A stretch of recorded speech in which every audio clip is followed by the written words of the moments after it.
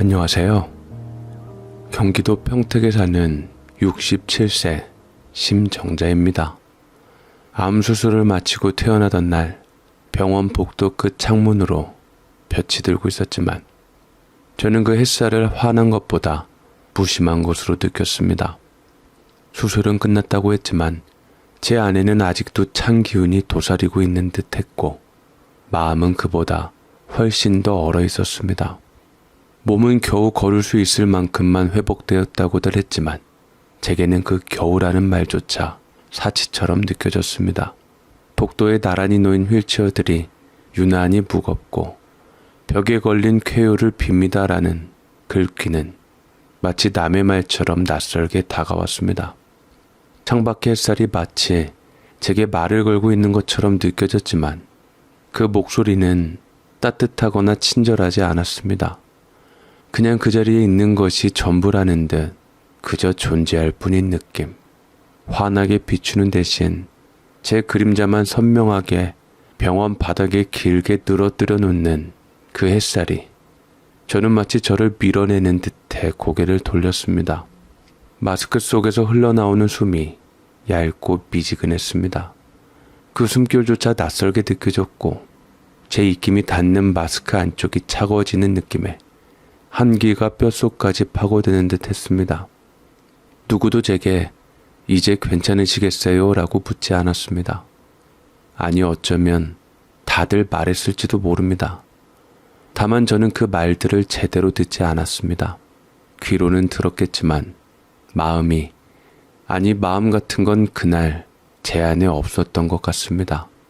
텅 비어 있는 속이 몸보다 더 무거웠습니다. 그렇게 저는 햇살을 피하듯 복도 끝 그림자 쪽으로 몸을 틀었고 그 순간 제 그림자가 제 발끝을 껴안은 채 따라붙는 것이 보였죠. 내가 나를 끌고 걷는 기분, 딱 그런 날이었습니다. 유난히 사이가 좋았던 제 남편은 벌써 15년 전에 세상을 떠났습니다. 그래도 아들은 장가 보내고 세상을 떠나서 다행이다 싶었죠. 아들은 평소 너무나도 아버지와 사이가 좋았기에 아버지를 위해서 결혼을 하기 위해서 자기 좋다는 여자와 결국 결혼을 결심했습니다. 그때만 해도 저는 그 결정이 아들의 진심이라고 믿었습니다. 사랑해서 결혼하는 줄 알았고 세상 무엇보다 그 여자를 아꼈기 때문에 아버지께 보여드리고 싶었던 거라고 생각했죠. 하지만 알고 보면 그 아이는 단 한 번도 자신의 뜻만으로 인생을 결정해 본 적이 없는 아이였습니다. 남편이 병상에 누웠을 때 눈물로 떨리는 목소리로 아들은 그렇게 말했습니다. 저 좋다고 쫓아다녔던 후배가 있어요. 그 친구랑 좀 만나보니 그럭저럭 괜찮은 것 같아서 결혼하기로 했어요. 뭐? 결혼 결정을 그렇게 급하게 했다고? 어차피 저도 결혼해야 하잖아요. 저 좋다는 여자랑 결혼하면 좋지요. 하지만 너는 좋아하는 여자가 있었잖니. 재은이는 어쩔 거냐? 이미 떠나버렸잖아요. 나 싫다고 떠난 여자 기다리는 것보다 나 좋다는 여자랑 결혼하는 게 저한테 더 도움이 되잖아요. 하지만 저는 당시 아들이 사랑하는 여자가 유학을 떠난다고 아들이랑 헤어진 지 얼마 안 되었기에 한동안 심란해 보이며 힘들어했습니다. 제가 봤을 때도 8년을 둘이 사귀었고 너무나도 둘이 예쁘게 사랑을 했고 결혼까지 앞뒀었는데 당시 아들이 사랑했던 여자는 무슨 바람이 불었던지 이렇게 결혼하고 싶지 않다고 자기 공부 더 하고 싶다는 이유로 호련히 유학을 떠나버렸습니다. 아들은 그렇게 여자와 헤어지고 말았죠. 아들은 당시 충격이 이만저만이 아니었는데 그 곁에서 아들 후배라는 아이가 기회를 틈타서 아들에게 좋다고 다가갔던 모양입니다. 마음 정리가 잘 안 되었기에 아들은 계속해서 거절의 의사를 밝혔는데 남편이 시험부라는 것을 알게 되었고 장가 가는 것 보고 싶어 하는 게 소원이라는 것을 알고서 결국은 그 후배라는 아이와 결혼을 결심하게 된 것이었죠. 정말 후다닥 해치운 아들의 결혼이었어요. 그 짧은 사이 상견례도 하고 결혼식장에서도 날짜 맞는 거 대충 예약하고 청첩장 뿌리기까지 2개월 정도 채 걸리지 않았습니다. 다들 그래서 아들이 혼전 임신으로 결혼하는 줄 알았는데 아들은 그저 아버지가 결혼하는 것을 보고 싶다기에 결혼하는 것뿐이었죠. 저는 남편보다는 아들 걱정이 당시 더 컸지만 그래도 자기 인생인데 단순히 아버지에게 결혼하는 것을 보여주기 위해서 했다기보다 그래도 며느리한테 애정이 있고 괜찮으니 결혼한 거라고 생각하려 했습니다. 그런 것 치고는 결혼식장에서 표정이 좋지 않았지만 그래도 남편을 의식해서 웃으려고 한 것이 보였습니다. 아들의 생각대로 결혼식장의 혼주석에 참석한 남편은 눈물을 흘리며 너무나도 기뻐했습니다. 저도 아들도 남편이 좋아하는 것을 보아하니 마음이 놓였지만 저는 그래도 한편으론 아들 걱정이 떠나질 않았네요. 그리고 제 남편은 아들 결혼하는 것을 보고 며칠 있다가 잠자듯 소리 소문 없이 편안하게 세상을 떠났습니다. 손주까지 봤으면 더 웃는 얼굴로 떠나실 수 있으셨을 텐데 효자 아들은 그것마저 마음에 담아두었기에 유달리 슬퍼하는 아들에게 저는 위로를 해주었습니다. 그래도 너는 효자다 재용아. 그 짧은 사이 며느리도 드리고 아버지한테 효도했어. 아버지 편안하게 가셨으니 더 이상 자책하지 말아라. 네 엄마. 엄마는 괜찮아요? 아버지 없이 이제 혼자 사셔야 하는데 남편이 워낙 살갑고 다정하고 가정적이었던 탓에 저는 이 나이 되도록 남편하고 손잡고 다니고 함께 했을 정도로 사이가 좋았습니다. 그런 남편이 떠나간 것에 대해 아들은 저를 더 걱정이 되었던지 조심스럽게 합가 얘기도 꺼내었습니다. 하지만 저는 두 손으로 손사래를 치고 거절을 했죠. 내 걱정은 말아라 재용아. 나는 괜찮다. 네 아버지하고 사는 동안 행복했지만 먼저 떠나버린 양반 편안하게 보내주지 않으면 어찌 가겠니? 그리고 네 아버지 병수발하느라 엄마도 힘든 면이 있어서 이제는 좀 더 몸적으로 편안하게 살 수 있을 것 같아서 한편으론 안심도 된다. 걱정하지 말아라. 그래도 전 엄마가 걱정돼서요. 아니야. 엄마는 괜찮으니 너 잘 살면 된다. 결혼했으니 아이 낳고 행복하게 네 인생 잘 살면 엄마는 그걸로 만족해. 저는 그렇게 아들 아파트 한 채 해주고 분가시켜 주었고 저는 남편과 살던 집에서 이사가 좀 더 작은 평수로 가서 살게 되었습니다. 그곳은 작고 낡은 아파트라서 그런지 유독 노인들이 많기는 했어요. 노인들끼리 친하게 지내고 가끔 신혼부부나 이웃들 만나면 인사하고 정답게 지내려 했습니다.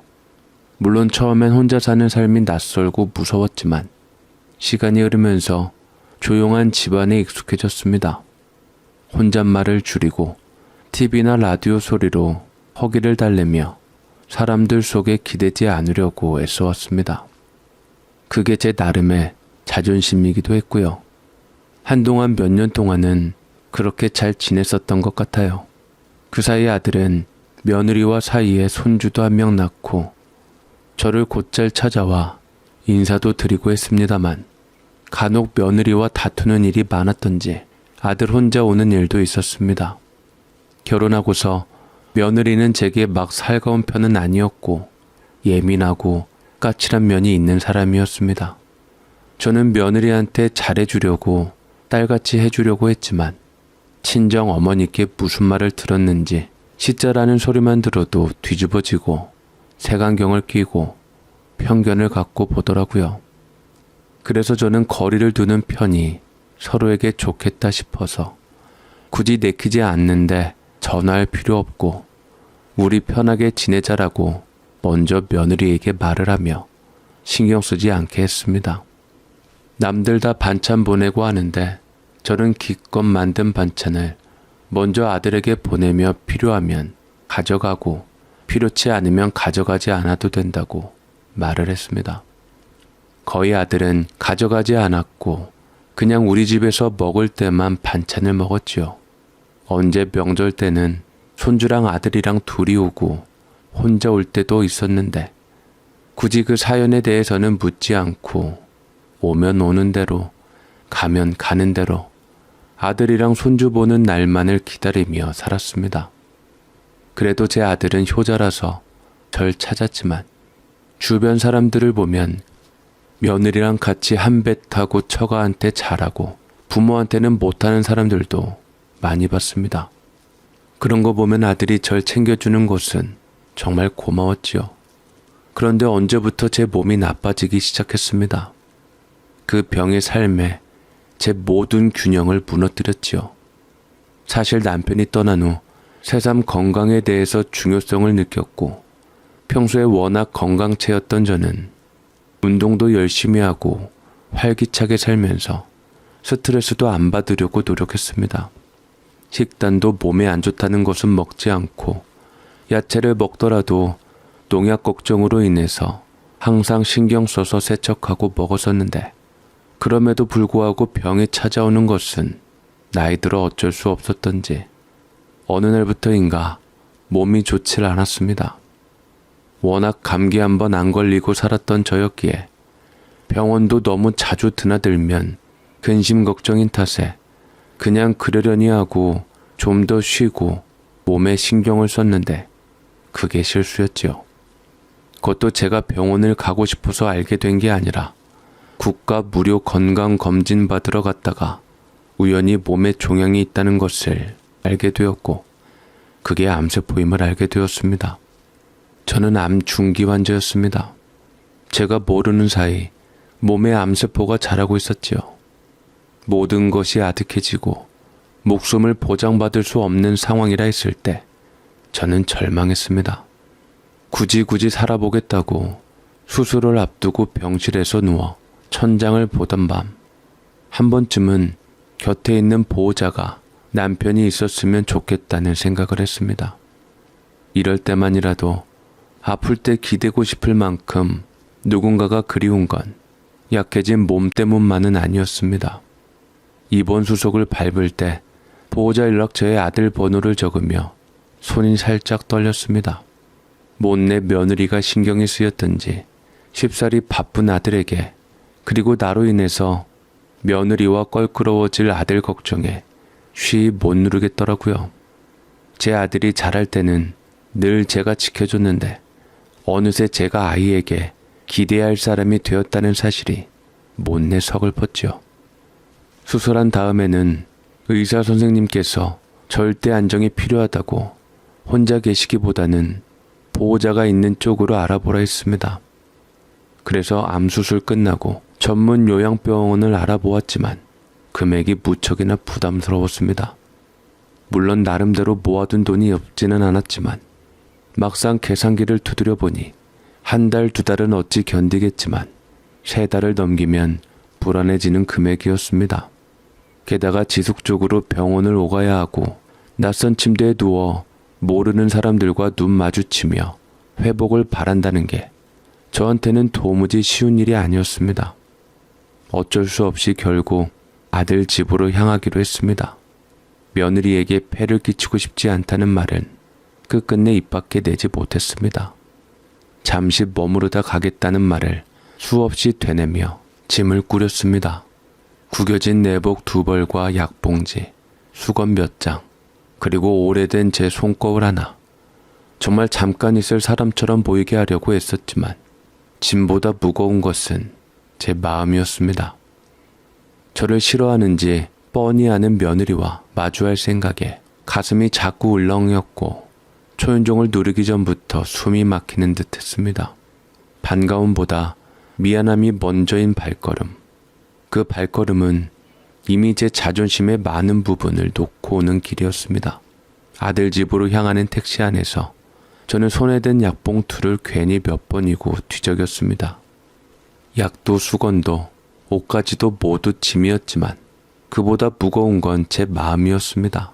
초인종을 누르기 직전 잠시 멈춰 섰을 때 문 안에서 들려오는 손자의 웃음소리에 마음이 조금은 놓였다가도 문이 열리고 며느리 미연이 얼굴이 드러났을 때 다시 얼어붙듯 굳어졌습니다. 어머님 오셨어요? 많이 힘드셨죠? 며느리는 마치 기다렸다는 듯 환하게 웃었습니다. 입꼬리는 올라가 있었지만 눈은 웃지 않았습니다. 그랬기에 그 웃음이 얼마나 진심일지는 단번에 가늠할 수 없었습니다. 저를 부축하며 안으로 안내하던 그 손길도 따뜻은 했지만 이상하게 손끝에서 미세한 거리감이 느껴졌습니다. 물론 그것은 제 편견일 수도 있었습니다. 아니, 그래야만 했습니다. 방 하나를 내주겠다고 했고 저는 고개를 몇 번이고 숙였습니다. 방바닥에 눕기 민망해 작은 요 하나만 깔아달라고 부탁했습니다. 내 방 같지 않은 방에 누워 천장을 보며 저는 밤마다 같은 말을 되뇌었습니다. 하루 이틀만 있다가 가야지. 몸만 좀 회복되면 나가야지. 처음 며칠은 미연이도 웃음을 잃지 않았습니다. 밥상을 차릴 땐 제게 먼저 물었고 약 먹는 시간도 기억해 챙겨주었습니다. 저는 그런 며느리가 기특하고 고마웠습니다. 하지만 그 평온함은 오래가지 않았습니다. 며칠 뒤부터 미연은 자주 시계를 보았습니다. 손주는 일찌감치 어린이집에 보내놓고서 자기만의 시간을 갖는 것을 좋아하는 것 같았는데 나 때문에 점심을 먹으면서도 휴대폰 알림을 끄지 않았고 제 눈치를 살피지 않으려 애쓰는 듯한 말투가 느껴졌습니다. 어느 날은 이런 말을 툭 내뱉더군요. 요즘 스케줄이 좀 뒤죽박죽이에요. 아무래도 집에 사람이 하나 더 있으니까 동선이 많이 어그러지네요. 그 말을 듣는 순간 제 가슴 어딘가가 살짝 부서졌습니다. 웃으며 말했지만 거기 담긴 불편함은 또렷했습니다. 그러다 며느리 생일을 맞아 나름 저도 좀 더 며느리와 좋은 관계를 위해서 노력했습니다. 저는 이 집에 있는 이상 뭐라도 정성을 보여야겠다 싶어 아침 일찍 눈을 떴습니다. 전날 밤부터 미역을 불리고 미연이가 평소 좋아한다던 소고기도 한우로 사서 푹 고아 국물을 냈습니다. 양파, 시금치, 당근을 하나하나 채 썰어 놓고 손목이 시큰거릴 만큼 볶아낸 잡채까지 차려놓고 나니 어느덧 햇살이 부엌 창틀을 타고 들이치고 있었지요. 속으로 그래, 이 정도면 미연이도 내 마음을 알아주겠지 싶었습니다. 그런데 식탁 앞에 앉은 미연이 국을 보자마자 고개를 갸웃하더니 이내 젓가락도 들지 않은 채 이렇게 말하더군요. 어머님, 요즘 누가 생일 아침에 이렇게 기름진 거 먹어요. 다이어트 중인데 잡채는 기름기가 너무 많고 미역국도 전 고기 들어간 거 안 좋아해요. 말끝은 부드러웠지만 그 말 속에는 정성을 무색하게 만드는 차가움이 묻어 있었습니다. 그리고 냉장고에서 요거트를 꺼내더니 휴대폰 화면을 보며 툭툭 웃음을 흘리는 모습. 그때 제 앞에 놓인 국물에서 김이 확 식는 느낌이 들었습니다. 잠시 후엔 친구들이 온다고 하며 이렇게 말했습니다. 어머님, 오후엔 친구들이 생일 파티하러 잠깐 와요. 어머님은 그냥 방에서 푹 쉬시는 게 좋을 것 같아요. 사진도 찍고 케이크 자르고 하니까요. 그 말에 저는 그저 그래 그럴게 하고 방으로 들어갔습니다. 그날 오후 미연의 친구들이 하나 둘 도착했습니다. 복도에서 들리는 발소리와 현관문 여닫는 소리, 웃음소리, 고급 향수 냄새까지 제 방 안까지 그 모든 분위기가 스며들었지만 그 어떤 문 두드림도 인사도 들리지 않았습니다. 문은 닫혀 있었지만 문 너머의 사람들은 제 존재를 알고도 모른 척하는 듯 했습니다. 제가 이 집의 거실을 함께 쓰는 식구가 아닌 마치 미연의 사적인 공간에 잠시 묵는 사람처럼 느껴졌죠. 그들이 웃으며 케이크를 들고 들어와 생일 축하해를 외칠 땐 순간적으로 괜히 숨을 죽이게 되더군요. 혹여 방 안에서 인기척을 내는 것조차 불청객 같은 티를 내는 것 아닐까 싶어서요. 저는 발끝을 모으고 작은 숨결조차 조심스럽게 내쉬었습니다. 그리고 무엇보다 문 너머로 들리는 친구들의 대화 중간중간에 어머님이라는 단어가 단 한 번도 등장하지 않았다는 사실이 저를 더욱 서늘하게 만들었습니다. 인사 한마디, 어머님도 계시죠? 라는 말 한 줄, 그조차 없다는 건 미연이 저에 대한 단 한마디도 언급하지 않았다는 뜻이겠죠. 그 사실을 깨닫는 순간 마치 제 자리가 이 집안 어딘가가 투명해진 것 같은 기분이 들었습니다. 존대는 있지만 그 누구도 시선을 두지 않는 그냥 불 꺼진 방 안의 오래된 가구 하나처럼요. 저는 그저 시계 초침 소리와 친구들의 웃음소리 사이에 끼어 조용히 앉아 있었습니다. 생일이란 건 원래 기쁜 날인데 그날 저는 내 생일도 아닌데도 왠지 너무 오래된 사람처럼 느껴졌습니다. 그렇게 며느리 친구들이 돌아간 후 화장실 가려고 나왔을 때 며느리 미연은 부엌에서 컵을 헹구다 말고 조용히 중얼거렸습니다. 어머님 진짜 오늘 하루 완전 조용하셨어요. 죽은 사람처럼요. 아무 소리도 안 들리고 덕분에 하루가 정말 편했어요. 고마워요 어머니. 그 말은 웃는 얼굴로 흘러나왔지만 그 안에 담긴 의미는 칼끝처럼 날카롭고 싸늘했습니다. 고마움을 말하는 듯한 그 말투 속에서 저는 살아있는 사람이 아니라 죽은 사람처럼 존재하라는 무언의 경고를 읽어냈습니다. 순간 저는 숨이 목구멍에서 걸려 올라오듯 멎었습니다. 미소 속에 독이 묻어 있었다는 걸 뒤늦게 알아챈 자신에게도, 말문을 닫고 그저 고개만 끄덕인 자신에게도 화가 나기보단 그저 서러웠습니다. 정말 그렇게 조용히 살아야 이 집에서 누군가에게 고맙다는 말을 들을 수 있는 걸까요? 내가 살아있다는 증거조차 누군가에겐 불편함이 된다는 사실이 그날따라 유난히 뼈저리게 느껴졌습니다. 그래서일까요? 그날 밤 내 호흡마저도 이 집에선 죄스러운 것 같아 기침이 날 땐 베개 속에 얼굴을 묻었고 물이 마시고 싶어도 한참을 망설이다가 끝내 참은 채 다시 자리에 누웠습니다. 그녀의 고마워요라는 말은 감사의 표현이 아니라 조용히 사라지라는 문장의 다른 형태였다는 것을 저는 너무 늦게 깨달은 게 아니길 그렇게 스스로를 위로하며 눈을 감았습니다. 저는 미연의 말에 대꾸하지 않았습니다. 오히려 그날부터 더 조심하게 되었습니다. 화장실 문 여닫는 소리도 줄였고 새벽에 기침이 나올 것 같으면 입을 틀어 막았습니다. 말끝마다 미안해가 붙었고 가끔 물 마시러 부엌에 나가면서도 양말 소리를 죽였습니다. 스스로를 자꾸 민폐라고 여겼습니다. 내 스스로에게 그만하면 됐다고 마음을 달래보려 해도 그 말은 늘 반쯤 허공에 맴돌 뿐 가슴 깊숙이 닿질 않았습니다. 다행히 아들은 바빴지만 제게 무심하진 않았습니다. 일터에서 돌아오는 길마다 제 방을 슬쩍 들여다보며 엄마, 오늘 컨디션 어땠어? 밥은 잘 챙겨 드셨어요? 하고 묻곤 했습니다. 때로는 사과를 손에 들고 와서는 엄마 이거 좋아하시잖아 하며 건넸고 주말이 되면 며느리 몰래 절 데리고 동네 한 바퀴 산책도 나갔습니다. 엄마 신경 쓰지 말고 편하게 지내도록 해. 엄마 마음은 알겠는데 그럼 나는 더 불편해요. 내가 어릴 때 그렇게 아파도 엄마는 날 다 지켜줬잖아. 자식이 엄마 모시는 건 당연한 거 아니야? 엄마랑 아버지가 나 그렇게 알게 키웠잖아. 그래도 미안해서 그렇지 엄마가 괜히 너한테 폐가 될까봐. 너와 며느리 사이 안 좋아질까봐. 아, 왜 쓸데없는 걱정을 사서 해 엄마는. 그러니까 몹쓸 암세포가 엄마한테 간 거잖아. 그런 소리 마라.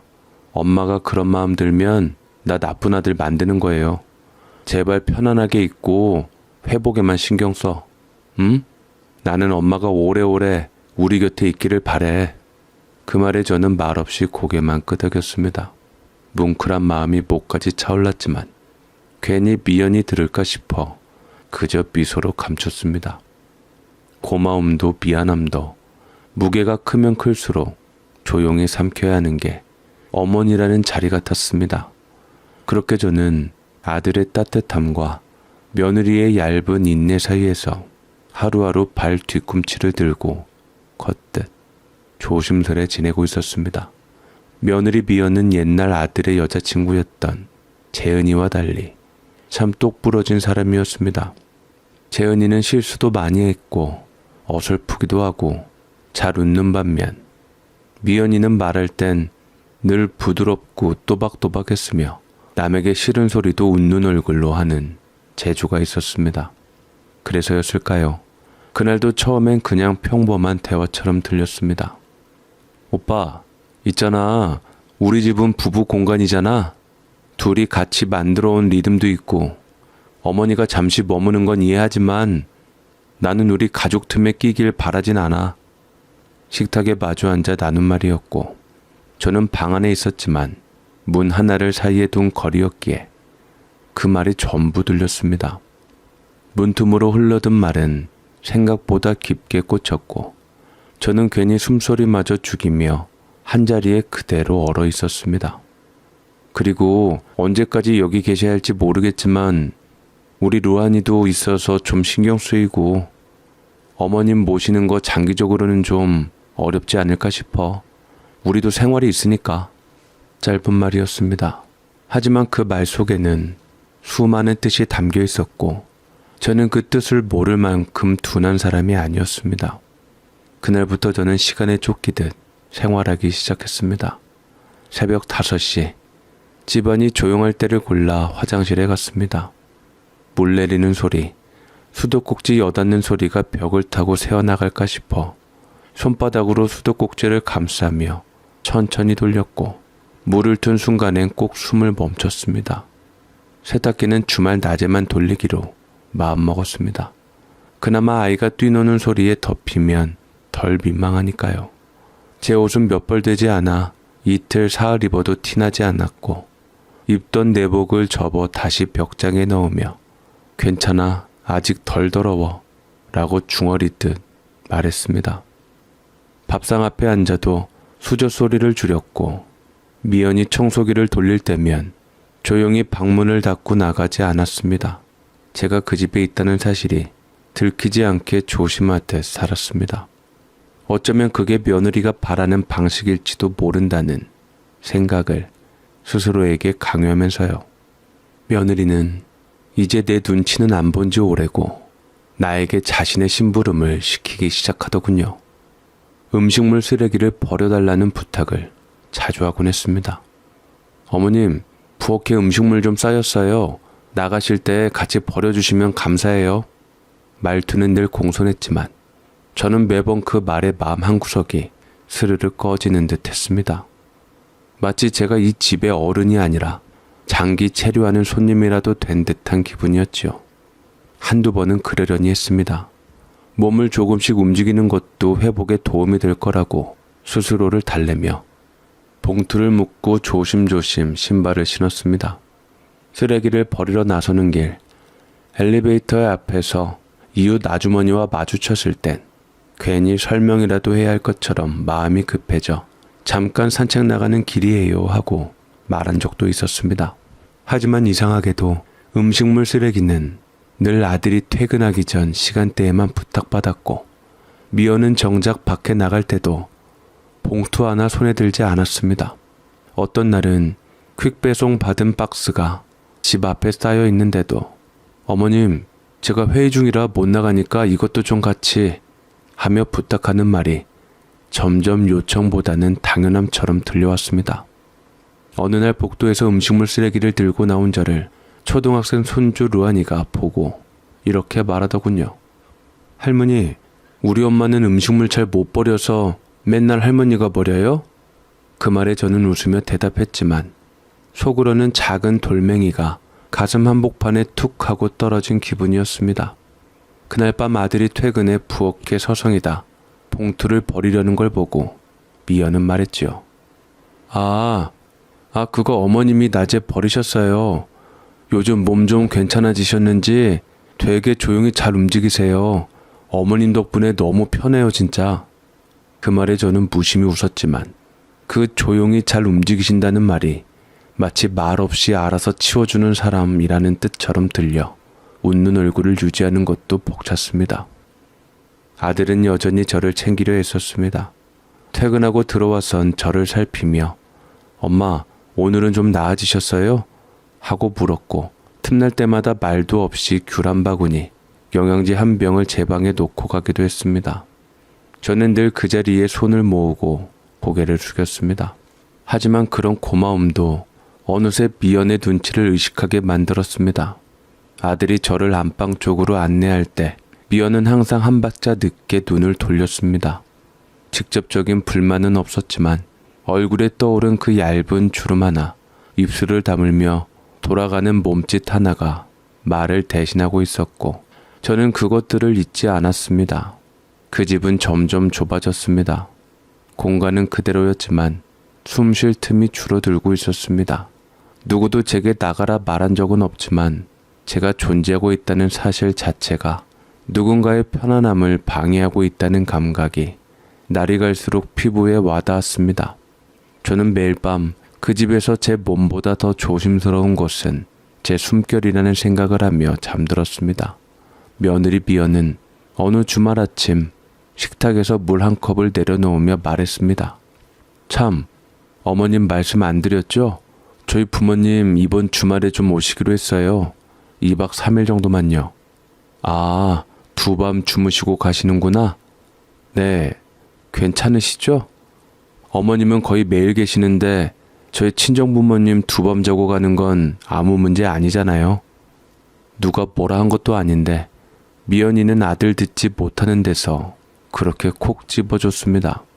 사실 방이 3개밖에 없었는데 하나는 아들 내외가 쓰고 하나는 손주가 쓰고 있었고 나머지 하나는 제가 쓰고 있었는데 사돈 어르신이 오신다면 아무래도 제 방은 비워줘야 되지 않나 싶었지요. 미연이는 표정엔 아무렇지 않다는 듯 미소가 걸려 있었지만 그 말이 끝나자마자 제 안에서는 무언가가 뚝 하고 부러지는 소리가 났습니다. 아, 그래, 그래야지. 사돈들도 손주도 보고 쉬다 가시면 좋지. 저는 괜찮다는 듯 고개를 끄덕였지만 그 순간 제 안에서는 빠르게 계획이 만들어지고 있었습니다. 사돈끼리 아무래도 다 같이 있으면 며느리도 아들도 힘들 것 같았습니다. 그나마 제가 잠깐이라도 비우는 게 낫겠다는 결론과 더 오래 머무르면 서로 더 불편해질 거라는 확신이 들어서 친구에게 미리 전화를 해놨습니다. 친구는 기꺼이 저를 환영한다고 언제든 오라고 했지요.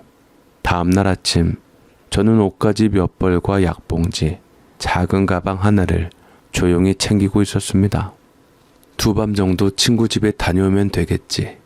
미연도 편하고 나도 숨통이 트이겠지. 스스로에게 그렇게 말하며 손끝으로 지퍼를 올리고 있는데 현관문이 열리고 들이닥친 것은 뜻밖에도 미연의 어머니였습니다. 환하게 웃는 인사 뒤에 그분은 저를 위아래로 훑더니 툭 한마디를 던졌습니다. 몸 안 좋으시다고 들었는데 그럼 아들네 계시기보다는 전문 요양병원이 낫지 않나요? 요새 자식들 부담 안 되려고 잘 되어 있는 시설 많은데. 그 말은 마치 실수처럼 무심하게 흘려진 말이었지만 제 귓가에는 쇳조각처럼 날카롭게 박혔습니다. 순간 저는 대꾸조차 하지 못했습니다. 숨이 멎는 듯 했고 몸이 딱딱하게 굳었습니다. 병실에서의 고통보다 더 서러운 순간이었습니다. 며느리 얼굴을 떠올리며 조심조심 살았고 시계바늘 소리에도 귀를 기울이며 숨죽여 지냈건만 결국 돌아오는 말이 이렇다면 나는 정말 여기 있으면 안 되는 사람이구나 싶었습니다. 저는 무릎 위에 올려두었던 가방을 다시 손에 쥐고 덜덜 떨리는 손으로 약봉투를 챙기며 일어섰습니다. 며칠 친구 집에 좀 다녀올게요. 오랜만에 연락이 와서. 어머, 그럼 친구분네 계시다가 댁으로 바로 가시는 거예요? 네? 아, 아니요. 아, 그럼 다시 아들네로 오시게요? 네. 아무래도 좀 나아질 때까지는요. 괜히 불편하게 해드려서 죄송하네요. 며느리에게는 늘 미안한 마음 갖고 있긴 합니다. 내 말은 부드럽게 꿰맸지만 안쪽은 이미 찢어지고 있었습니다. 사돈들과 며느리는 틈만 나면 제 쪽을 쳐다보며 툭덕거리기 바빴고 사람이 기분 좋지 않게 제가 쳐다볼 때면 뚝 멈추고 딴짓하며 제게 뒷담화를 하거나 자기네들만 알아들을 말만 해서 사람을 바보로 만들기 일쑤였습니다. 참으로 기분이 불편하고 꺼림칙하고 마음이 안 좋더라고요. 그래서 좀 일찍 친구네로 가려고 했는데 그날 친구가 일이 있다고 해서 저녁 늦게 오라고 해서 계속 시간이 가기만을 기다리며 바늘방석에 앉은 것처럼 기다렸습니다. 그날 저녁 아들이 퇴근하고 들어오다 마주한 건 거실에 내려져 있는 제 가방과 문 앞에 놓인 운동화 한 짝이었습니다. 엄마, 뭐 하세요? 그 목소리엔 당혹이 섞여 있었고 저는 눈을 마주치지 못한 채 손끝으로 가방끈을 쥔 채 말했습니다. 그냥 며칠만 친구네 다녀오려고. 여긴 아무래도 불편하니까. 아들은 주변을 훑었고 안사돈과 바깥사돈 그리고 며느리가 팔짱을 끼며 제가 얼른 나가기만을 기다리고 있는 것이 훤하게 보였습니다. 저는 시간이 아직 안 되었는데도 눈치가 심해 얼른 나가기 위해서 허둥지둥 나가고 있는 모양새였지요. 그걸 보자 아들의 얼굴이 일그러졌습니다. 저는 그 사이 얼른 바깥으로 나가서 엘리베이터를 눌렀고 이 모습에 이마를 짚고 한숨을 길게 뱉은 아들은 가방을 제 손에서 낚아채듯 들며 터뜨렸습니다. 왜 말을 안 했어요? 엄마가 얼마나 조심하셨는지 제가 몰랐을 것 같아요? 왜 혼자 짐 싸고 나가세요? 저도 여기 사는 사람이에요. 그 말이 가슴을 쳤습니다. 아들이 제 마음을 그렇게나 헤아려 주고 있었다는 사실이 더 아프게 와닿았습니다. 며느리 미연은 조용히 다가와 아들 곁에 서더니 평소와는 다르게 순한 양이 되어서 조심스럽게 입을 열었습니다. 오빠, 나는 우리 부모님도 좀 쉬다 가시겠다는데 어머님이 이렇게 불편해 하실 줄은 정말 몰랐어. 이럴 줄 알았음 오시지 말라 하는 건데 꼭 우리 루안이 보고 싶다고 하셔서. 그 말은 너무 부드러워서 오히려 날카로웠습니다. 정말 몰라서라는 그 말 속에 담긴 무심함이 그 순간 제 마지막 남은 자리까지 흔들었습니다. 하지만 상식적으로 생각하면 누가 봐도 저 혼자 아들네 집에 얹혀있는 상황에서 친정 부모님이 주무시고 가신다 하면 제가 당연히 불편할 걸 알지 않나요?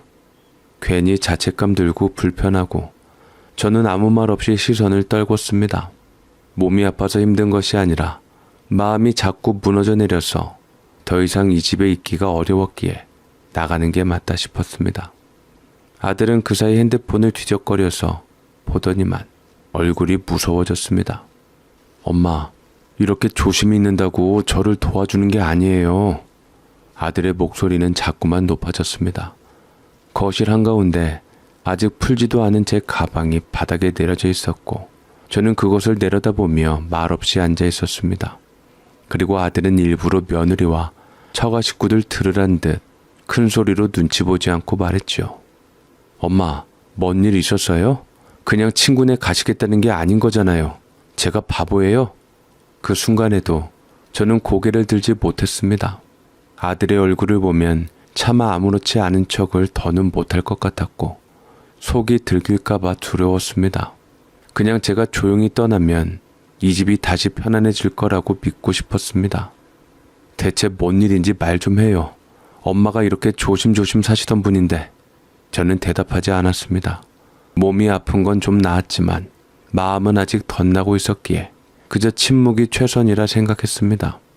그런데 아들은 갑자기 조용히 휴대폰을 꺼내더니 한참을 두드렸고 거실 TV 화면에 연결된 CCTV 녹화 영상이 재생되기 시작했습니다. 영상 속 거실에는 제가 있었습니다. 조심스럽게 부엌으로 나와 물 한 컵을 따르던 그 장면. 미연이 거실을 지나가다 식탁에 놓인 제 약봉투를 보곤 갑자기 물건을 탁 소리나게 내려놓았습니다. 아, 진짜 이러니까 내가 리듬이 다 깨진다니까. 왜 저렇게 오래 계시는 거야? 그 목소리는 날이 서 있었고 저는 숨을 삼켰습니다. 이어지는 영상 속 미연은 휴대폰 통화를 하며 부엌에 기대선 채 신경질 쪽으로 손을 휘저으며 말했습니다. 엄마, 나 진짜 못 살겠어. 시어머니 계속 집에 있어. 화장실도 눈치 보이고 아침마다 부엌도 답답해 죽겠어. 그러게, 나이 들면 눈치가 생기는 법인데 저 양반은 왜 이리 눈치가 없냐? 그러니까 암세포 자라지. 눈치 없는 사람들이 몸도 꼭 저 지경으로 만들어서 자식들한테 집만 된다니까? 이런 대화들을 하는 것도 모른 채 화면 속 저는 아무것도 모른 상태로 다시 방 안으로 조용히 들어가는 모습이었습니다. 아들의 손에서 리모컨이 덜덜 떨렸고 TV 화면이 꺼지자마자 그는 두 손으로 얼굴을 감쌌습니다. 영상을 끝까지 함께 보던 사돈들은 마치 그 자리에 오래 있을 수 없다는 듯 눈치를 교환하더니 갑작스레 벌떡 일어섰습니다. 어머, 우리 갑자기 급한 일이 있어서요. 미연아, 우리 오늘 그냥 가야겠다. 이따 엄마가 전화할게. 신발장 앞에서 허둥지둥 발만 동동 구르며 제대로 신발도 신지 못한 채 앞뒤 순서도 없이 문을 열고는 황급히 빠져나갔습니다. 현관문이 닫히는 소리조차 미처 다 들리기 전에 그들의 그림자는 이미 복도 끝으로 사라지고 없었습니다. 그 모습을 지켜보던 아들은 한동안 아무 말 없이 그 자리를 지키고 있었습니다. 말없이 무표정하게 마치 현실이 아닌 듯 눈앞의 장면을 받아들이지 못하는 얼굴로 그러다 조용히 소파에 주저앉더니 두 손으로 얼굴을 감싼 채 숨을 깊이 들이켰습니다. 한참을 그렇게 있다가 마음이 겨우 진정됐는지 그제야 터지는 울음을 애써 참으며 저를 향해 떨리는 목소리로 말하더군요. 엄마, 죄송해요. 진짜 죄송해요. 다 제 잘못이에요. 아들의 목소리는 무너져 있었고 제 눈가도 뜨거워졌습니다. 그제야 저는 천천히 말을 꺼냈습니다. 아무렇지 않게 웃으면서 하던 말 한마디에 마음이 좋지는 않았지. 하지만 이런 거 저런 거 어떻게 다 너한테 말을 하겠니? 내가 내 몸 관리 못해서 무너진 건데. 그래서 너한테 부담 줬으니 그런 말 들어도 싸지. 엄마, 그게 무슨 말이에요? 그런 말씀 하지 마세요. 내가 옆에 있었는데 왜 몰랐을까요? 엄마가 저렇게까지 눈치 보셨는데 이건 다 제 잘못이에요. 넌 모르는 게 맞아. 너는 항상 날 챙겨주려고 했으니까. 나도 그 마음이 더 무너질까봐 그냥 나가려던 거야. 그 순간 거실은 너무나 조용했지만 마음속에선 폭우가 쏟아지는 소리가 들렸습니다. 아들은 미연을 바라보지도 못하며 이를 악물었고 미연은 모든 것을 다 확인한 후 그저 벽을 본 채 조용히 말했습니다. 그렇게까지 불편해하실 줄은 몰랐어요. 그냥 우리 부모님도 잠깐 쉬었다 가실 거라고만 생각했지. 정말 몰랐을까? 정말 그랬을까? 아들의 눈치를 보며 무조건 몰랐다 말하는 며느리를 보고는 저는 그 말을 더 이상 받아들이고 싶지 않았습니다. 모른 척한 것과 모르는 건 다르다는 걸 알고 있었으니까요. 아들은 CCTV 영상을 본 그날 밤 끝내 미연을 불러 거실에 앉혔습니다. 말없이도 싸늘했던 공기. 그러나 그날은 유독 가라앉은 정적 속에 날카로운 것이 숨겨져 있었습니다. 아들은 두 손을 무릎 위에 올려두고 한참을 바라보다가 마침내 입을 열었습니다. 네가 사람이야? 너 내가 장인 장모님께 얼마나 잘했는데 그거 보고 우리 엄마한테 그러고 싶어? 어떻게 수술 끝난 엄마한테 그럴 수가 있어? 목소리는 낮았지만 담겨있는 분노는 묵직했고 그가 더는 참지 않으려 한다는 것을 저는 느낄 수 있었습니다. 우리 엄마 암수술 회복 중이야. 그런데 그렇게 내쫓듯이 해? 정말 그게 사람이 할 짓이야? 미연은 눈을 피하지 않았습니다. 눈물도 없었고 변명도 없었습니다.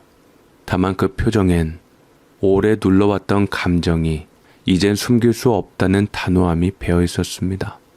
근데 나도 좀 이해해주면 안 돼? 당신 효자인 거 알지만 왜 내 편은 안 들어줘? 왜 내 입장에선 생각 안 해줘? 나는 나대로 너무 지쳤어. 어머님 언제 괜찮을 줄 알고 내가 집안에서 유감이 어머니까지 언제까지 챙겨야 하냐고. 네가 뭘 얼마나 챙겼길래. 이제껏 셀프 효도하자고 우리 어머니 내가 챙겨왔고 넌 나 몰라라 했었잖아. 그래도 난 예의상 장인 장모님 잘 챙겼어. 내가 그러면 너도 우리 어머니께 잘해줄 거라고 생각하고. 하지만 넌 싫은 티 다 낸 와중에 우리 어머니 편찮으신 와중에까지 그렇게 눈치를 줬으니 네가 생각해도 이건 아니지 않아? 미연의 말은 뼈가 있었던 와중에 아들 또한 미연의 말을 받아쳤지요. 미연은 입술을 깨물더니 감정을 드러내며 악다구니로 소리쳤습니다. 나름대로 나 그래도 최선을 다했어. 당신 아버지 돌아가신다고 얼마 안 남았다고 해서 급하게 결혼해야만 했고, 당신 어머니가 갑자기 오셨을 때도 나 한마디도 안 했어. 왜냐면 당신이 힘들어할까봐. 그래도 난 매일 불안했고 집안이 내 공간이 아닌 것처럼 느껴졌어. 말 안 했다고 몰랐겠지만 난 매일 참으면서 살았어. 이런 내 노고는 왜 몰라줘? 그때 아들의 눈빛에서 무너짐이 보였습니다. 그는 천천히 몸을 일으켜 거실 쪽으로 걸어가더니 벽장 안에서 봉투 하나를 꺼내 식탁 위에 올려놓았습니다. 하얀 서류 봉투, 얇지만 모든 것을 끝낼 수 있는 무게. 우리 도저히 안 맞는 것 같다. 언제까지 이렇게 살 수는 없을 것 같아. 넌 네가 원하는 대로 살아. 네가 원하는 사람이랑 셀프 효도하면서 살고 나는 나대로 내 길대로 사는 게 서로에게 이롭다 싶다. 이혼 서류니까 잘 보고 도장 찍어. 뭐? 이혼? 지금 이혼이라고 했어? 아들의 그 말은 냉정했고 돌이킬 수 없는 결심처럼 느껴졌습니다. 미연은 몸을 부르르 떨었고 눈물을 흘리며 아들과 저를 원망스러운 듯 바라보았습니다. 저를 향한 며느리의 눈빛이 더 매섭고 무서웠습니다. 저는 자리에서 벌떡 일어났습니다. 마치 그 봉투가 나를 향해 날아든 칼날처럼 느껴졌습니다. 급히 아들의 등 뒤로 다가가 옷자락을 움켜쥐며 떨리는 목소리로 외쳤습니다. 하지 마라. 이혼은 하지 마라. 그건 내 탓이다. 내 탓이야. 제 목소리는 허공에 퍼지며 점점 흐려졌고 눈물은 멈추지 않았습니다. 아들은 이미 마음을 정했다고 단순히 이건 어머님 문제뿐만 아니라 살면서 너무 안 맞는 부분이 많고 살기 힘들었다고 얘기를 하면서 이제 그만하고 싶다고 얘기를 했습니다. 저는 다시 한번 아들을 말리며 애원했습니다. 미안하다. 내가 너무 오래 있었어. 눈치껏 나가서야 했는데 며느리가 싫어할 만했어. 내가 그걸 모르진 않았다. 그러니까 제발 너희 이혼은 하지 마라. 이건 내 잘못이다. 아무리 억울하더라도 아들이 이혼하길 바라지 않았습니다. 말끝마다 숨이 막혔고 가슴이 죄어왔습니다. 아들은 그 자리에 굳은 듯 서 있었고 미연은 묵묵히 식탁에 놓인 봉투를 내려다보았습니다. 아무도 말을 잇지 않았지만 거실엔 이제 더 이상 돌아갈 수 없는 선 하나가 그어져 있는 듯 했습니다. 이 나이에 내가 뭐라고 이 집을 흔든 걸까? 하지만 그 생각도 이미 너무 늦은 뒤였습니다. 며느리 미연은 그날 밤 말없이 자신의 방에 들어갔다가 얼마 지나지 않아 트렁크를 끌고 나왔습니다. 조용히 옷을 갈아입고 현관에 서서 마지막으로 집안을 이곳저곳 둘러본 후 아이마저 두고 문을 열고 나갔습니다. 문이 닫히는 소리가 유난히 컸습니다. 아들은 미연이가 나간 것을 알고서 제 방에 돌아왔고 말없이 고개를 숙이고 서 있다가 제 앞에 무릎을 꿇었습니다. 엄마, 미안해요. 그리고 엄마 탓 아니야. 나 이제 엄마 지킬 거야. 이혼한 건 절대 엄마 책임 아니에요. 내가 너무 성급하게 결혼한 것 같아. 미연이에게도 좋은 남편이 못 돼주는 것도 사실이었고 어찌 보면 미연이도 나 같은 놈 말고 자기를 진심으로 사랑해주는 맞는 사람 만나서 결혼하는 게 훨씬 더 좋을 거야. 그 말에 저는 더는 아무 말도 할 수 없었습니다. 입술은 떨렸고 눈가가 다시금 뜨거워졌습니다. 그 아이가 울먹이며 다짐하던 그 순간 저는 문득 그동안 외면하려 했던 한 가지 사실을 받아들였습니다. 내가 지켜온 가족이 사실은 나 또한 누군가에게 지켜지길 바라고 있었던 존재였다는 것 말이지요. 저는 몸이 회복되지 않아 결국은 요양원으로 다시 들어가게 되었고 그곳은 아들이 직접 찾아낸 곳이었습니다. 계약서에도 그 아이 이름이 함께 적혀 있었습니다. 요양병원이긴 하지만 나 아는 선배가 근무하는 곳이라 엄마 잘 돌봐줄 거야. 여기 있으면 햇살이 좋아서 엄마 몸도 마음도 금방 회복될 거야. 회복되면 엄마 몸 나아지면 다시 같이 살아요. 아들의 그 말처럼 저는 정말 빠르게 다시 살아났습니다. 아들은 매주 주말이면 반찬을 싸들고 찾아왔습니다. 가방 안엔 꼭 제가 좋아하는 도라지 무침이나 고등어 조림 같은 음식이 들어있었고 한 손엔 슈퍼에서 급히 사온 귤이나 요구르트가 들려있었습니다. 이건 집 냉장고에 있길래 그냥 가져왔어요. 엄마 젊었을 때부터 좋아하던 거잖아요. 아들은 그런 말로 쑥스러움을 감출했지만 저는 다 알고 있었습니다. 그 아이가 회복 중인 제 입맛을 떠올리며 밤늦게 인터넷을 뒤져 급히 만들어 봤을 거라는 걸요. 그 어설픈 간과 너무 가지런하게 담긴 반찬 모양에서 그 정성이 고스란히 묻어났습니다. 그날 저는 밥 한 숟갈에 그 반찬을 올려 먹으며 참 오랜만에 마음까지 따뜻해지는 기분을 느꼈습니다. 사람은 정말 정성이라는 게 느껴질 때 비로소 밥맛이 난다는 걸 그날 또 한 번 깨달았지요. 그렇게 시간이 흘러 계절이 바뀌고 저는 요양병원에서 꼽아 5달을 보냈습니다. 처음엔 한 달만 있다 나가겠다고 고집했지만 아들은 한사코 저를 말리며 완전히 회복된 다음에 집에 가자고 했습니다. 봄이 깊어지고 햇살이 창가에 오래 머무는 어느 날 주치의 선생님이 조심스레 말했습니다. 이제 집에서 생활하셔도 될 만큼 회복이 좋습니다. 많이 노력하셨어요, 어르신. 그 말을 들은 날 아들은 퇴근하자마자 들뜬 목소리로 말했지요. 엄마, 이제 집으로 가요. 진짜 우리 집으로. 방 정리 다 해놨고 엄마 이불도 새 걸로 바꿨어요. 꽃무늬 싫어하신다 그래서 단색으로 골랐어요. 저는 작게 웃었습니다. 그 아이가 그렇게까지 저를 신경 써주는 걸 보며 몸이 아니라 마음이 먼저 나아지는 기분이 들었습니다. 그리고 며칠 뒤 저는 다시 아들의 집으로 향했습니다. 이번에는 짐이 훨씬 가벼웠고 무겁던 마음도 많이 덜어낸 듯 했습니다. 그 집의 초인종 앞에 서 있던 그날과는 달리 이번엔 아들의 웃는 얼굴이 현관 너머에서 기다리고 있었습니다. 어서 오세요. 우리 엄마. 집에 잘 오셨어요. 그 말에 저는 잠시 가슴이 뭉클해졌습니다. 마치 정말 집으로 돌아온 기분이었습니다. 우린 함께 식사를 했습니다. 이른 저녁 해가 기울 무렵의 고요한 식탁 위엔 따끈한 쌀밥과 국, 그리고 그 위에 살짝 얹은 반찬 몇 가지가 놓여 있었죠. 아들은 국을 한 숟갈 떠서 밥 위에 올려주며 말했습니다. 엄마, 이거 예전처럼 비벼 드셔도 돼요. 아빠가 늘 이렇게 드셨잖아요.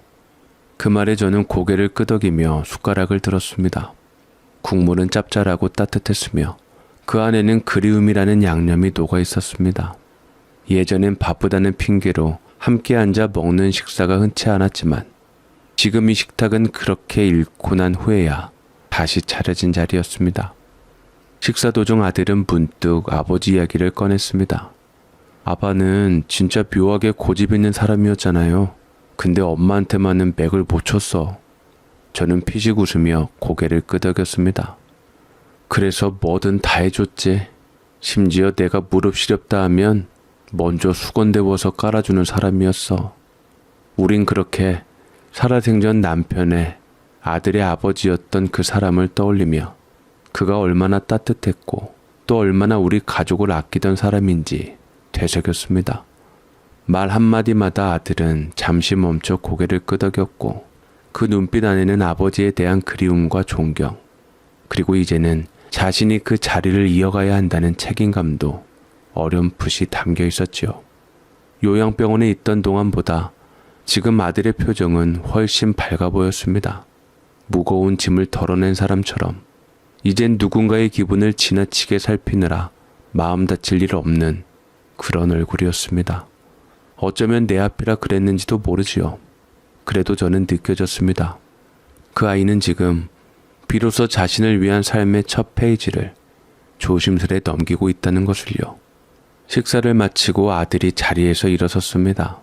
엄마, 설거지는 내가 할게. 손대지 마세요. 오늘은 진짜 제가 엄마 밥상 치워드리는 날이에요. 저는 빈 밥그릇을 내려놓고 부엌으로 걸어가는 아들의 뒷모습을 조용히 바라보았습니다. 그 모습이 왜 그렇게 기특하고 또 눈물겹도록 따뜻하게 느껴지던지요.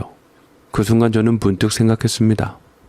내가 살아온 인생 중에 어쩌면 지금 이 순간이 가장 따뜻한 봄날일지도 모르겠다고요. 제 이야기를 들어주셔서 진심으로 감사드립니다.